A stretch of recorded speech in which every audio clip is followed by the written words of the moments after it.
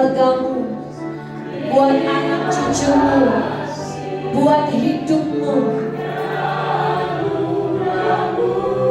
bahkan buat penderitaan. Kami percaya semua mendatangkan kebaikan, supaya kami lebih lagi mengerti segala ketetapan-Mu Tuhan. Untuk semuanya kami mengatakan terima kasih, Yesus, Yesus, terima kasih. Hanya anugerah-Mu buat hidupku sekarang.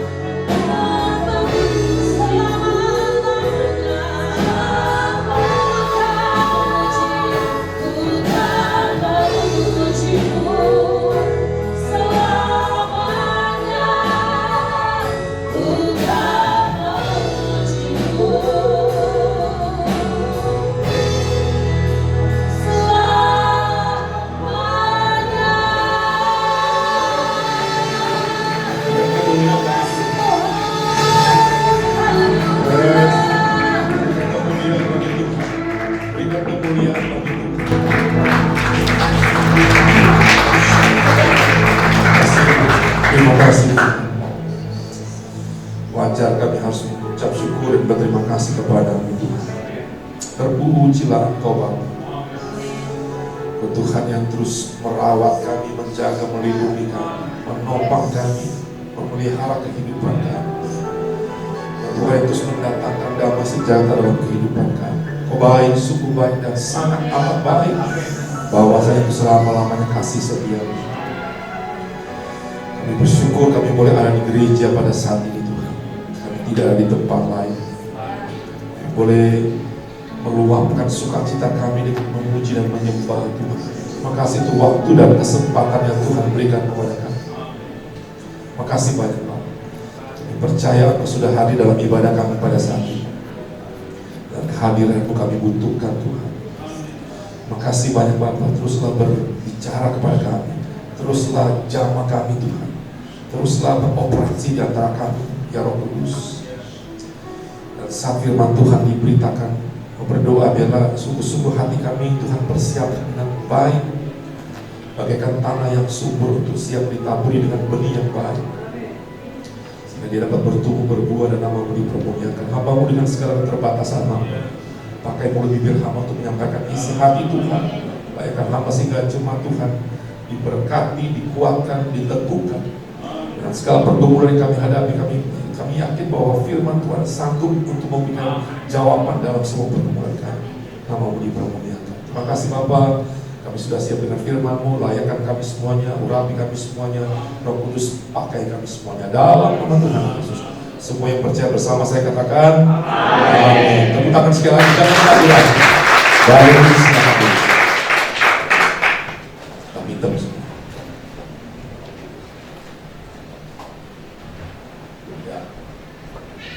Senanglah lihat ya, para singer-singer ini seragam semua, mantap.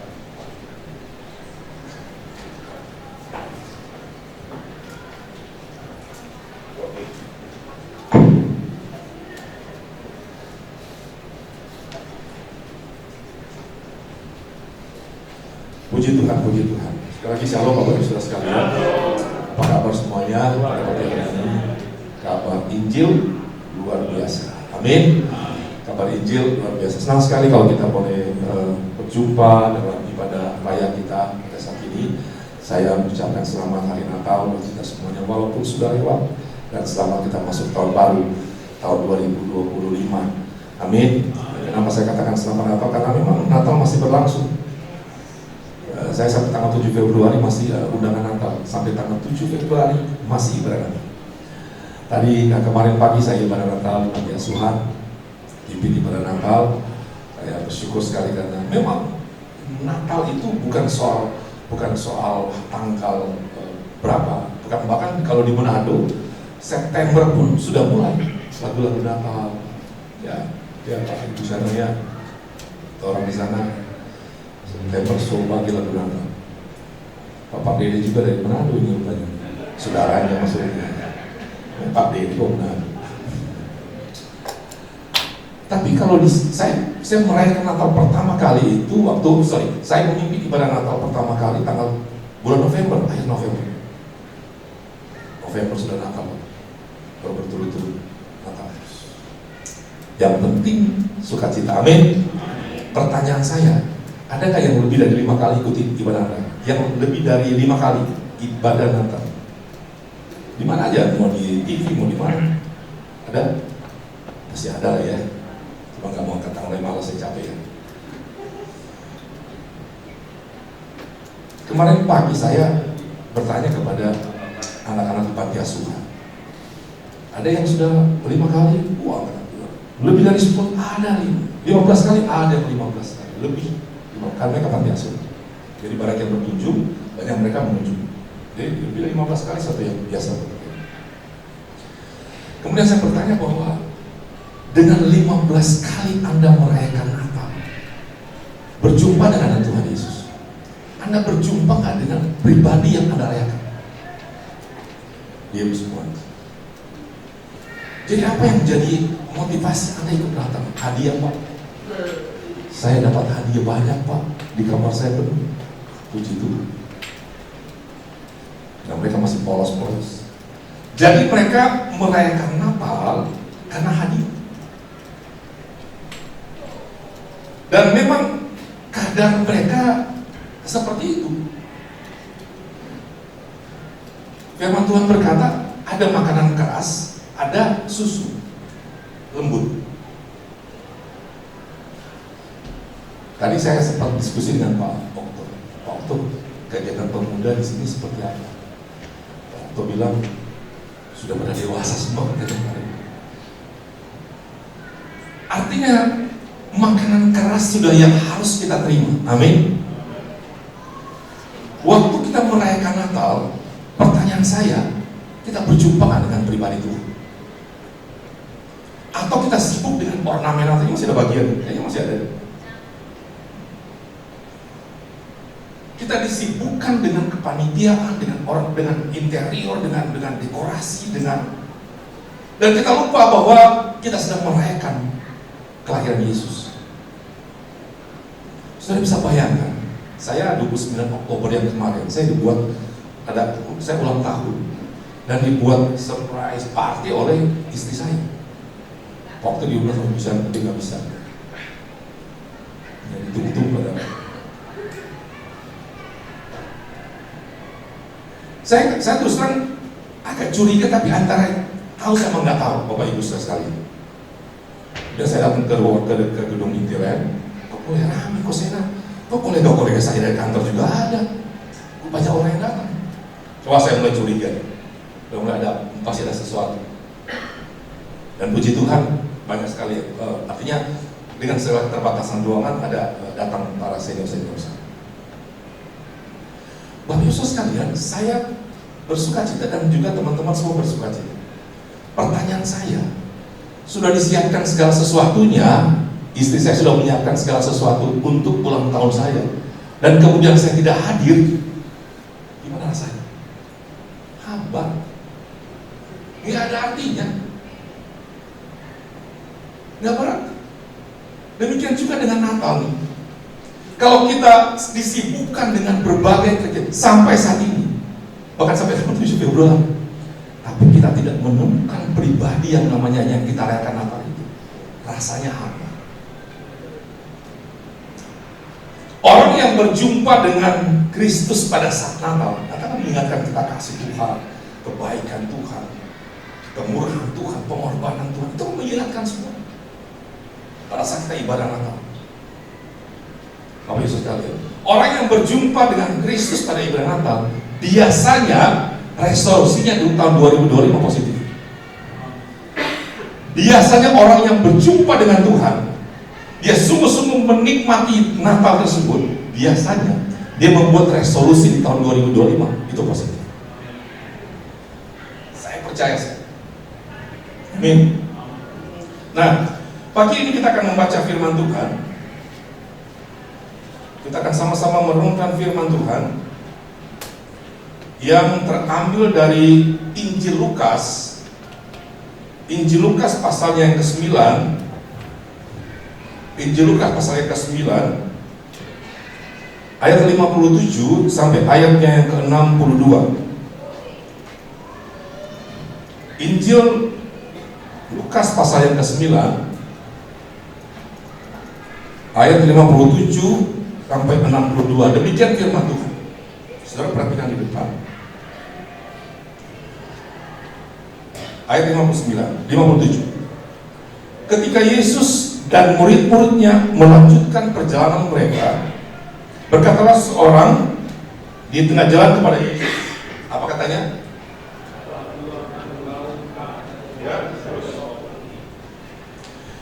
Ayat 58, Yesus berkata kepadanya,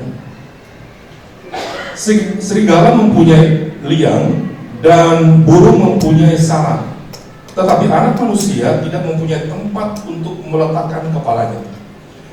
59, lalu ia berkata kepada orang lain, ikutlah aku. Tapi orang itu berkata, izinkanlah aku pergi dahulu menguburkan Bapakku. Tetapi Yesus berkata kepadanya, biarlah orang mati menguburkan orang mati, tetapi engkau pergilah dan beritakanlah kerajaan Allah di mana-mana. Dan seorang lain lagi berkata, aku akan mengikut engkau, Tuhan. Tetapi izinkanlah aku pamitan dahulu dengan keluargaku. 62 penting untuk kita lihat. Tetapi Yesus berkata, setiap orang yang siap untuk membaca tetapi menoleh ke belakang tidak layak untuk kerajaan Allah. Tema gereja kita tahun apa? Tahun penilaian. Dan kita sudah masuki tahun baru, tahun 2025. Tahun baru tahun 2025. Saya berdoa supaya tema ini relevan dengan resolusi kita di tahun 2025. Amin. Tadi worship leader yang luar biasa sekali terus mengajak kita bahwa tahun ini tahun penuaian besar-besaran. Katakan amin. Itu jangan hanya retorika dalam diri kita, tapi harus betul-betul diwujudkan dalam kerja nyata kita hari demi hari. Kenapa maksud sekalian? Karena dunia sekarang sedang dibawa pada situasi yang sulit saya katakan. Tidak ada yang bisa memprediksi, apalagi tahun 2025 ini. Tidak mudah menghadapi situasi-situasi yang seperti sekarang. Makanya dalam hati saya ada beban-beban yang saya sering kali bertanya kepada Tuhan, apa yang akan terjadi 2025? Dalam setiap keadaan saya, dalam situasi yang dalam perjalanan, dalam doa saya, kok kayaknya agak berat menghadapi tahun 2025. Bapak sekali. Dan itu hanya bisa dimungkinkan untuk kita atasi bersama dengan Tuhan. Katakan amin. Oleh karena itu dalam perjalanan saya terakhir ini saya cukup sering melakukan perjalanan dari Jogja, dari Denpasar, dari berbagai daerah.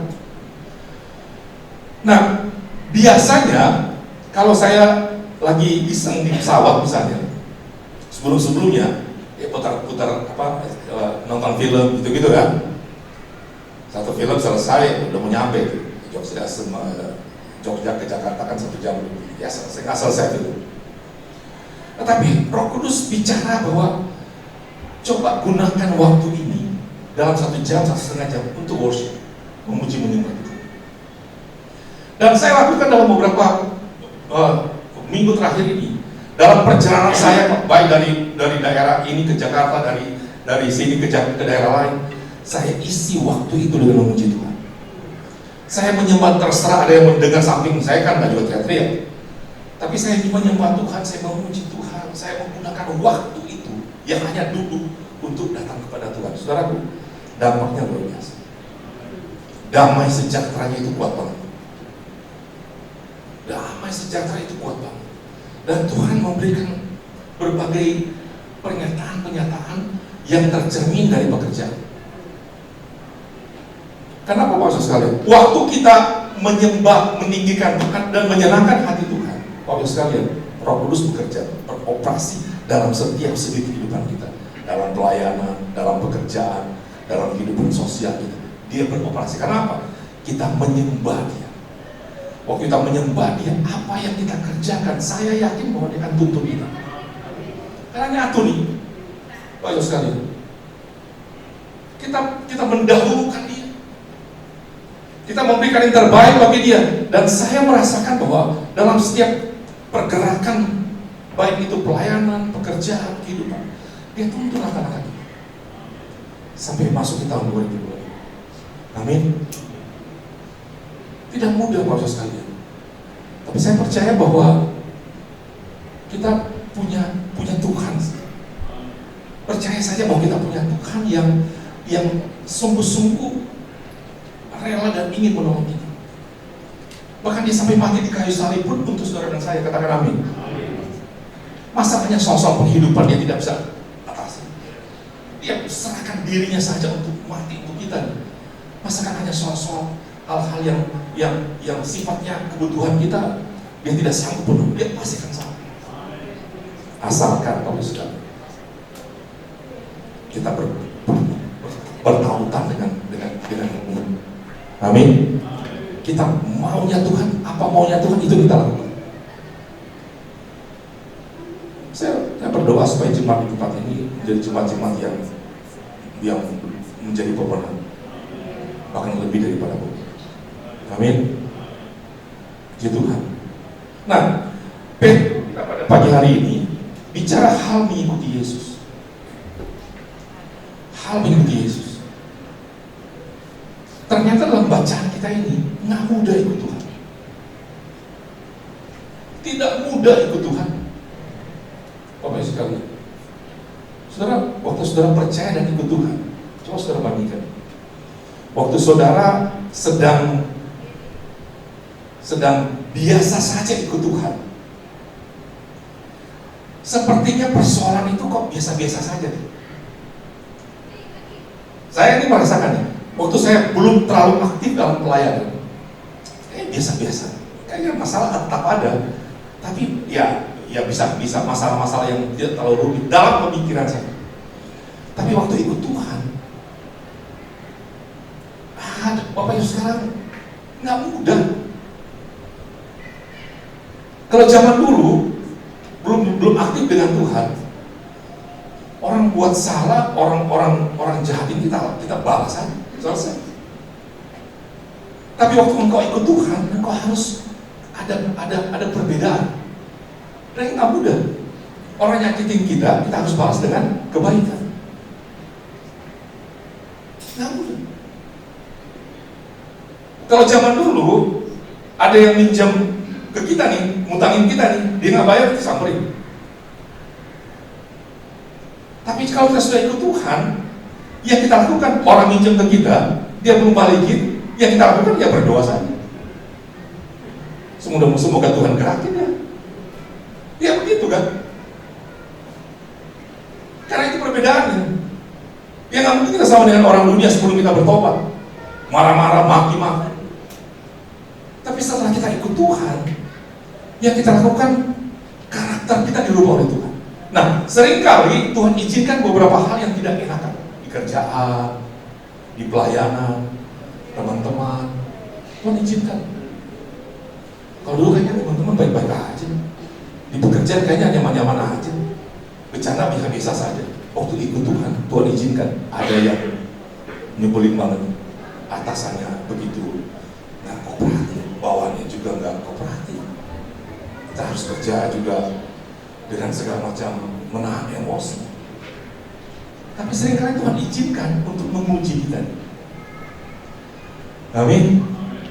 Demikian juga dalam pelayanan. Yang selalu pikir pelayanan itu hal yang enggak gampang. Firman Tuhan berkata bahwa besi menajamkan besi, manusia menajamkan sesama. Dia ilustrasikan besi itu, bukan diilustrasikan puding yang lembek, tapi besi.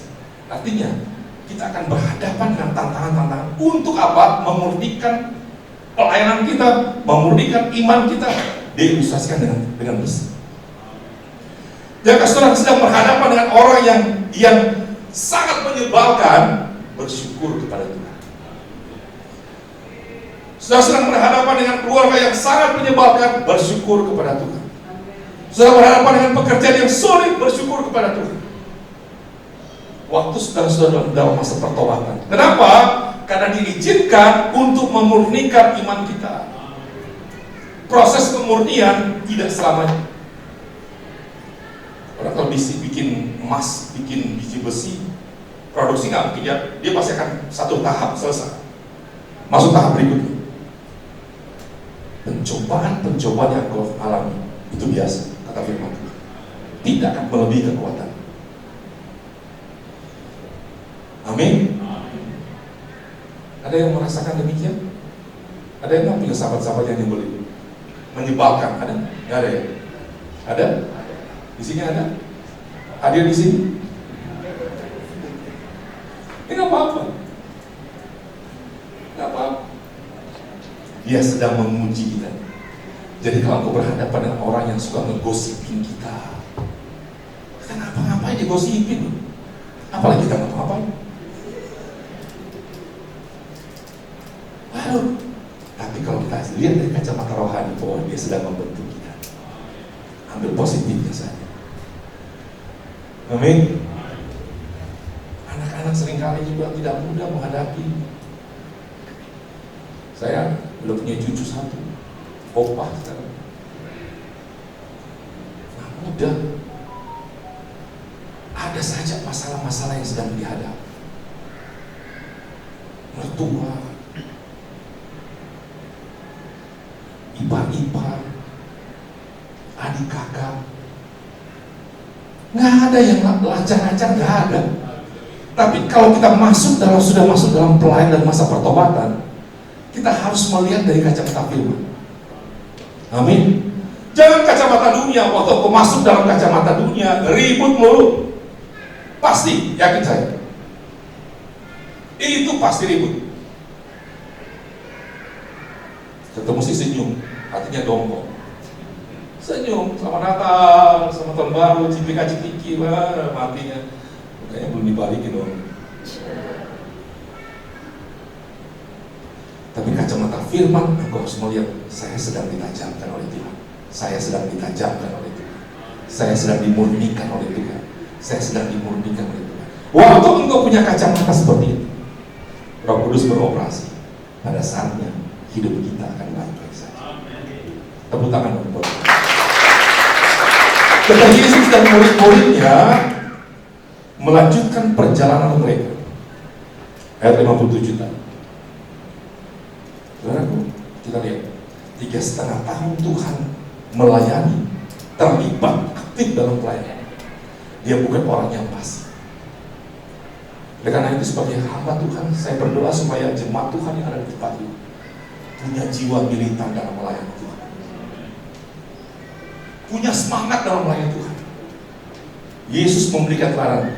Ketika Yesus dan murid-muridnya melanjutkan perjalanan mereka, ini bicara keaktifan Tuhan dalam melayani. Tahun ini tahun penuh yang besar. Tahun ini tahun penuh yang besar. Kalau kita tidak aktif dalam menjangkau jiwa, melayani, menginjili, memuridkan, maka tahun ini tahun penuaian itu hanya kalimat dan kata biasa. Tapi saya berdoa supaya kita semuanya jemaat GBI EOMI menjadi pribadi-pribadi yang menangkap dari awal bahwa saya harus aktif, saya harus bergerak seperti yang Yesus berkata dengan murid-murid. Begitu banyak kegiatan-kegiatan saya lihat tadi. Yang tanggal 1 yang diliburkan, 1 Februari, coba melibatkan diri dalam semua kegiatan pelayanan. Saudara mungkin berkata, saya capek, saya lelah, saya nggak ada waktu. Saudaraku, waktu engkau punya motivasi seperti itu, waktu aku berkata, saya capek, saya lelah, saya nggak punya waktu. Saudaraku, ini motivasi diri kita nih. adrenalin kita turun. Dan biasanya orang itu akan tambah capek. Kamu dong. Tapi waktu engkau melibatkan diri sungguh-sungguh dalam pelayanan, saya kemarin bilang kepada ada tim saya, dia bilang begini, Kak, panggil saya Kak. Ada panggil saya Om, ada panggil saya Opa. Saya senang dipanggil Kak. Kak, gitu. Senang juga waktu Opa dipanggil Kak. Karena saya senang dipanggil Opa. Dari zaman dulu saya senang dipanggil Opa. Suka dipanggil Opa. Opa bahasa Korea apa? Ya? Opa ada bahasa Korea? Senang ya Opa. Pak muda. Puji Tuhan. Amin. Dia katakan, Kak, saya kayaknya mau pasif dulu dalam pelayanan. Waduh, saya bilang, saya belum selesai ke kalimat, saya bilang waduh. Saya mau pasif dulu dalam pelayanan, katanya. Saya respon pertama kali saya bilang begini, itu suara setan. Maaf, saudara, itu suara setan. Orang lagi maju dalam pelayanan, kok dia mau pasif dalam pelayanan. Bayangkan kalau dia pasif dalam pelayanan dan Tuhan berkata dengan saya pasif deh, berkati engkau. Mau nggak? Nggak mau pastinya. Sumber berkat kita itu dari Tuhan, amin. Senangkan dia dengan segala keberadaan kita nih, dengan segala keterbatasan kita nih. Senangkan Tuhan dengan melayani Tuhan, membawa jiwa kepada Tuhan, aktif dalam doa, baca firman, bersaksi. Itu bagian dari menyenangkan hati Tuhan. Dan orang yang menyenangkan hati Tuhan bukan soal hitung-hitungan matematika. Percaya saja, Bapak Yesus sekalian, apa yang engkau tidak pikirkan, yang tidak timbul dalam hati, Tuhan siapkan buat. Amin. Saya kemarin Bapak Yesus sekalian bersyukur karena ada kesempatan berlibur ke Eropa sama anak dan cucu. Syukur, dan kami berlima plus cucu satu. Lumayan juga pengeluaran. Lumayan juga. Visanya ada berapa ya waktu ya? Tapi yang saya bersyukur karena begini Bapak sekalian, Tuhan tidak pernah membiarkan. Kadang-kadang begini, hati kita ini kadang-kadang tanpa kita bicara, tapi kita tersambung dengan Tuhan. Pernah nggak sudah merasakan? Ngebatin, orang Jawa bilang, ngebatin. Tuhan, lumayan juga ya biayanya, apa aja? Kan istri anak-anak kan yang taunya ada aja kan bapaknya. Dia nggak tahu bapaknya mikir balik, dia nggak tahu. Dia pikir ya apa aja ada aja. Ya, begitu ibu-ibu laki-laki begitu, ya kan bapak-bapak, benar nggak? Ibu-ibu mah senang-senang kan? Tapi ibu-ibu di sini enggak. Batin Pak, Pak Ren. Dia juga lumayan. Saudara, saya di Belanda, saya home base-nya di Belanda. Hari pertama, hari kedua saya sampai di Belanda, saya bersyukur sekali karena saya diminta pelayanan di negeri Belanda. Saya tidak merencanakan untuk holiday, untuk liburan bersama keluarga. Tapi Tuhan berikan kesempatan melayani di Belanda.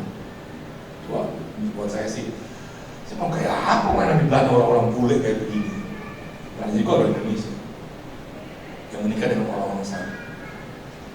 Rupanya disiapin penerjemah orang Suriname. Wah, saya mau puji Tuhan. Jadi, saya pertama ini dulu saya pernah bicara dengan Tuhan waktu Benihin datang ke Ancol.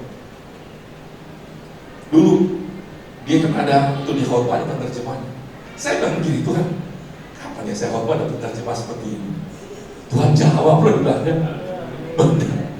Saudara mungkin begini, ini kebetulan, gak ada yang kebetulan dalam Tuhan. Tuhan kasih penghiburan. Jadi saya khotbah ada penerjemahnya, keren. Bahasa Belanda. Itu hari kedua saya sampai di Belanda.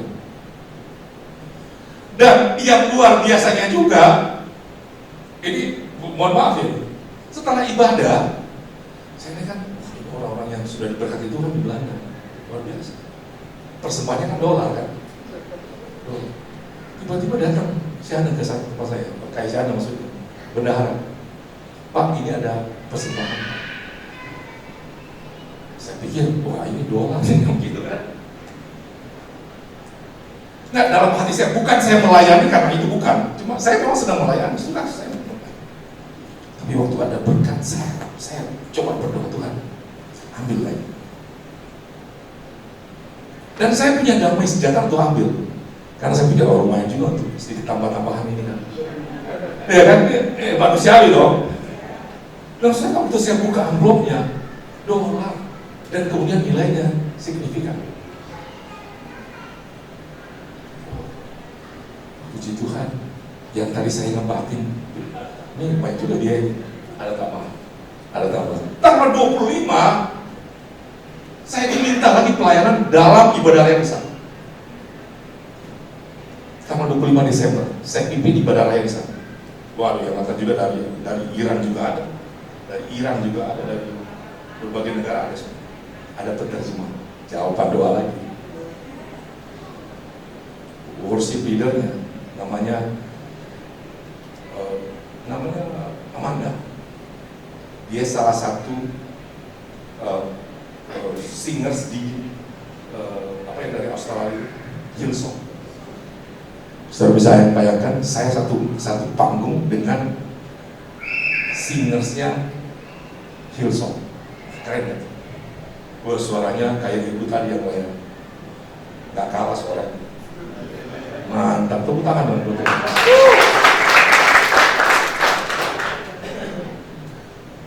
Jadi ada kesempatan melayani. Ingat tadi ya, ngebatin bukan karena apa ya, dengan Tuhan aja kita bersekutu dengan Tuhan. Kadang-kadang kita nggak bisa ungkapkan dalam kata-kata, dalam hati aja. Tuhan, tolong saya, tolong cukupkan. Dalam hati saja. Jangan saudara berpikir Tuhan tidak catat kalimat itu. Jangan saudara pikir kalau kita hanya ngebatin dengan Tuhan, hanya butuh Tuhan. Karena cuma dalam hati. Ingat, kita punya Tuhan yang Maha Tahu, amin, dan Maha Kuasa. Dia catat, dia tahu saat jam. Selesai ibadah, saya nunggu dong. Nunggu ibu sadar kan? Saya nunggu. Saya pikir baru ibadah raya ini kan. Sekali lagi Bapak sekalian, saya tidak punya motivasi dalam pelayanan Tuhan. Sekali lagi, saya selalu berdoa, Tuhan ambil panggung. Dalam setiap pelayanan saya, karena saya masih bekerja setiap hari. Saya masih, puji Tuhan masih ada, Tuhan memberikan pekerjaan bagi saya sampai hari ini. Jadi setiap kali pelayanan, kalau ada yang kasih PK, saya tanya Tuhan dulu, Tuhan ambil enggak? Tapi di sana nih, saya juga doa tapi sikap. Tuhan ambil enggak? Ambil. Amin. Dikasih apapun, Pak ini persembahan. Saya bilang, puji Tuhan. Udah gak sabar saya mau buka kan. Udah gak sabar. Cuaca dingin, minus 4 derajat. Bayangin minus 4 derajat. Jadi kalau dalam ruangan sih adem ya. Buka jendela, buka pintu. Dan kita masuk di freezer, pakai lapis 4, nggak cukup. Saya buka 2 kali lipat dari yang pertama. Saudara begini, ini kebetulan kan? Saya percaya dalam kehidupan kekristenan tidak ada yang kebetulan. Semua dalam rancangan Tuhan. Amin. Semua dalam rancangan Tuhan. Ingat, waktu saya bersekutu dengan Tuhan dalam batin saya, dalam hati saya melihat, wah, cukup. Anak saya, Pak, kau Pak, wah, dia baru diterima. Dijelaskan outletnya bagus-bagus. Jadi Bapak Ibu sekalian, jangan khawatir dengan Tuhan. Jangan khawatir kebutuhan kita yang seolah-olah begitu banyak dan begitu besar. Jangan khawatir, karena sebagai anak Tuhan cukup yang paling penting adalah kita punya hubungan baik dengan Tuhan. Benar, kita punya hubungan baik dengan Tuhan. Saya bersyukur karena selama holiday di sana ada persekutuan pagi, ada doa pagi bersama, baca firman. Itu modal loh, modal kita itu melangkah. Dan saya bersyukur karena dengan kebutuhan yang tidak sedikit itu ada saja tambahan-tambahan. Dan yang lebih dahsyat lagi, saya mau katakan pada Bapak Ibu sekalian. Tiba-tiba saya ditelepon, saudara di Jakarta, ditelepon sama, saya dulu punya sempat join dengan beberapa orang untuk buat perusahaan. Dan karena saya masih aktif di BUMN, saya nggak boleh pakai nama saya. Jadi pakai nama anak saya. Dan singkat cerita, tadinya perusahaan itu maju sekali. Dan saya akhirnya tidak aktif. Dan saya tidak tahu perkembangan perusahaannya mau seperti apa. Saya dengar-dengar, saya tanya kepada kawan, bagaimana perkembangan perusahaan? Bayaran udah bla bla bla. Saya diamkan saya. Tapi saya sudah sempat memasukkan modal di perusahaan ini. Saya pikir ya sudah selesai, sudah selesai. Tetapi terjadi singkat cerita, saya ditelepon sama orang perusahaan itu yang sekarang ngurus perusahaan ini. Dia katakan begini, Pak Reni, kayaknya kita sudah harus mengembalikan saham Bapak yang Bapak pernah transfer ke kami. Tadinya saya tidak lagi pikirkan itu, karena saya pikir sebagai konsekuensi saya masuk di perusahaan dan perusahaan tidak berkembang, ya sudah, itu konsekuensi, itu namanya risiko yang saya harus ambil. Jujur dari minggu hari saya katakan, saya tidak pikirkan lagi. Saya pikir sudah selesai, sudah nggak mungkin balik. Tapi ingat, rupanya Tuhan ingat batin saya waktu itu. Singkat ceritanya, dia katakan, Pak Reni, kami lagi proses untuk mengembalikan saham Bapak. Dan saya katakan begini, Pak, ini nomor rekening saya. Buru-buru saya kasih. Takutnya dia masuk angin kan? Dia lupa. Terus saya keras, tiba-tiba masuk. Terus sekali. Dan setelah saya jumlahkan dengan yang saya terima di Belanda dengan yang ini, nah, pengeluaran saya waktu saya berangkat dan juga apa yang Tuhan siapkan buat saya dengan berbagai caranya Tuhan, saya hitung-hitung, oh ya sekalian, impas. Tepuk tangan buat Tuhan. Itulah cara kerja Tuhan. Saudara mungkin akan berpikir bahwa ini hanya bisa dialami oleh saya atau Pak Okto atau siapa. Semua kita bisa mengalami, asalkan positif kita dengan Tuhan, hubungan kita dengan Tuhan diperbaiki. Yang saya katakan bahwa seberapa kali pun ke ibadah Natal, kalau tidak bertemu dengan Tuhan, resolusinya akan negatif 2025. Yang ada mengeluh, tidak bersyukur, marah-marah, buat apa? Buat apa kita hidup dalam sesuatu yang tidak mendatangkan sukacita? Percaya kita semua di sini mendatangkan sukacita, amin. Ada yang suka mengeluh? Di sini ada? Ya ada lah ya. Pasti. Tapi jangan hidup dalam mengeluh. Mengeluh sih bisa aja, wajar manusia. Tapi yang semua ngomel. Sudahlah, hidup dalam minta damai. Kerajaan Allah soal damai sejahtera. Damai sukacita oleh Roh Kudus. Itu kerajaan Allah. Kita mau cari kerajaan Allah. Kerajaan Allah bicara soal damai sejahtera, sukacita oleh Roh Kudus dan kebenaran. Amin. Saya berdoa supaya kesaksian saya ini menguatkan kita, amin. Bahwa Tuhan kita, Tuhan tidak pernah berhutang. Apa yang menjadi pergumulan kita sekarang ini? Sampaikan sungguh-sungguh kepada Tuhan. Jangan sudah berpikir begini, Tuhan mungkin mungkin lupa. Enggak pernah dia lupa. Kok saya belum dijawab Tuhan? Belum waktunya dijawab. Tapi dia tidak berarti teks permohonan kita. Dia tidak pernah lupa apa yang kita sampaikan dengan sungguh-sungguh. Dia tidak pernah lupa. Seolah-olah kita dalam lembah kekelaman. Enggak usah takut. Karena gada Tuhan kalau menopang. Amin.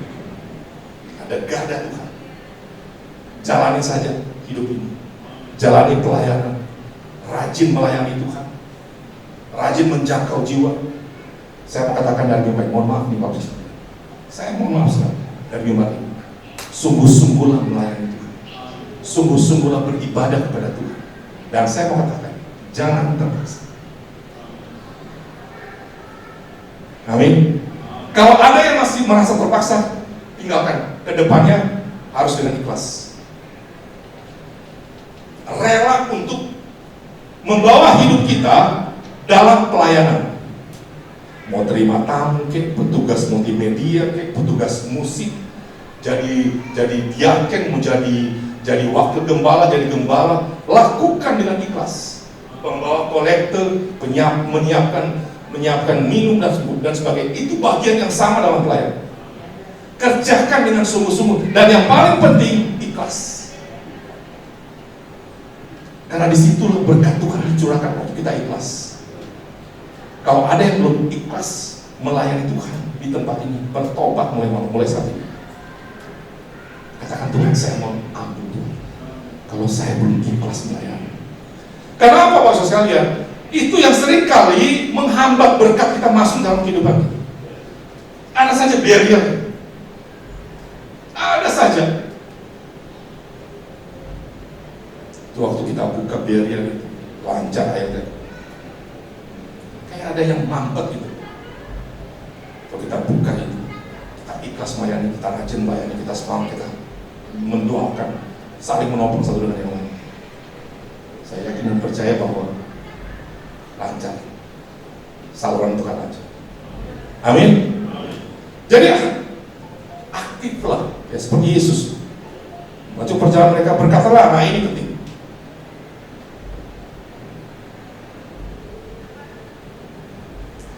Penting sekali bahwa mengikuti Yesus dalam perikop ini. Saudara baca sendiri di rumah. Kita coba baca tadi. Ada banyak orang yang membuat alasan untuk tidak melayani, walaupun alasannya itu masuk di akal. Menguburkan bapak saya dulu Pak, saya pamitan dulu Pak dengan keluarga, kata firman Tuhan. Itu masuk di akal, sangat masuk di akal. Masuk di akal. Tadi firman Tuhan berkata, Tuhan bilang ikut aku nih.